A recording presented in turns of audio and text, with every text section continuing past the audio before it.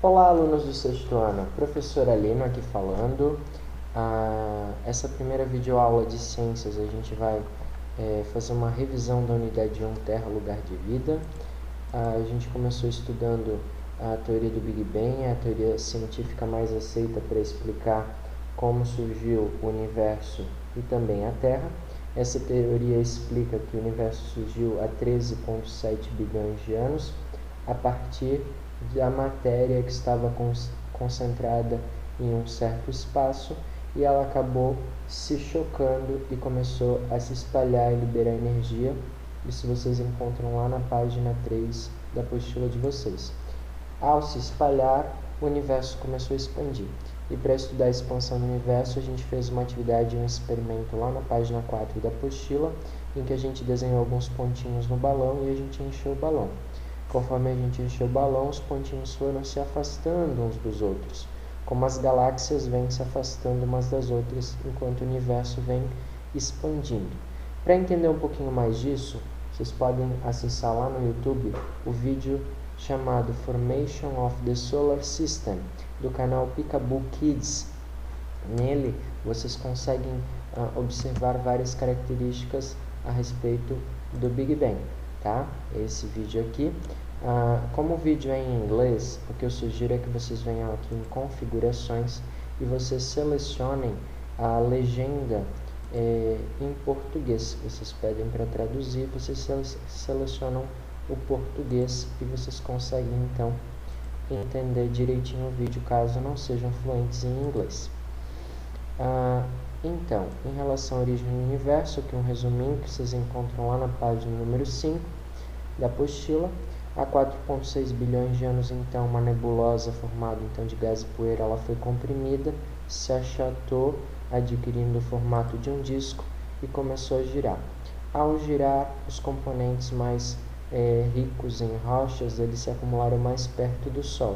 Aqueles mais ricos em poeira e gases se acumularam mais distante, formando os planetas gasosos, enquanto os planetas próximos ao Sol formaram os planetas rochosos. Os planetas, eles têm o tamanho redondo, aliás, o formato redondo, devido ao grande tamanho, a força da gravidade que atrai tudo em direção ao seu centro e também ao movimento de rotação que eles têm. Mas, para ser considerado um planeta, além disso, ele deve orbitar uma estrela. Um asteroide, por que não é considerado um planeta? Justamente porque não tem um formato redondo. Ele tem as outras características, pode ter as outras características, mas ele não tem um formato redondo. Por quê? Porque ele é pequeno comparando com um planeta. E Plutão, por que não é considerado um planeta anão? Ele é um planeta. Ele não é um planeta do grupo principal, é um planeta anão justamente porque ele tem todas essas características, porém, em relação à órbita, ele não está com ela completamente livre. Isso vocês encontram na página 6 da apostila. E a órbita é uma trajetória que os planetas percorrem ao redor do Sol. E a respeito dos planetas, então, a gente tem várias características sobre eles lá nas páginas 11 a 13 da apostila. Vamos relembrar aqui os planetas a partir do Sol, a ordem de planetas. Qual é o nome mesmo do primeiro planeta? Mercúrio, exatamente. Depois, Vênus, Terra, Marte, Júpiter, Saturno, Urano, Netuno. Parabéns! Em relação ao estudo da astronomia, há muito tempo já houveram tentativas de explicar quem gira ao redor de quem. A teoria aceita até por volta de 1500 era de que a Terra era o centro do universo. Tudo girava ao redor da Terra, planetas, Sol, até as outras estrelas. Essa teoria era chamada de geocentrismo. Porém, alguns planetas eles tinham um comportamento muito estranho. Eles não tinham um movimento que fosse ao redor da Terra. Então, na tentativa de explicar isso, Nicolau Copérnico colocou uma outra teoria em discussão, a teoria do heliocentrismo. Hélio, que representa Sol, o Sol no centro do universo e os planetas girando ao redor dele. E ele disse também que as estrelas elas estariam na borda do sistema solar, elas estariam em volta do nosso sistema solar e o Sol seria o centro do universo. Hoje a gente sabe que nenhuma das duas teorias ela é aceita 100% para explicar, justamente porque ela coloca a Terra como centro, e a gente não, né, e comportamento não é esse. Essa daqui explica um pouco melhor, porém a gente não sabe exatamente se o Sol está no centro do universo. Provavelmente ele não está. Então ela é mais aceita apenas para dizer que o Sol é o centro do Sistema Solar. Isso vocês encontram lá na página 9 da apostila. A astronomia é a ciência que estuda os astros e os seus movimentos. Os astros eles podem ser corpos luminosos e também corpos iluminados. Os luminosos são aqueles que produzem luz própria.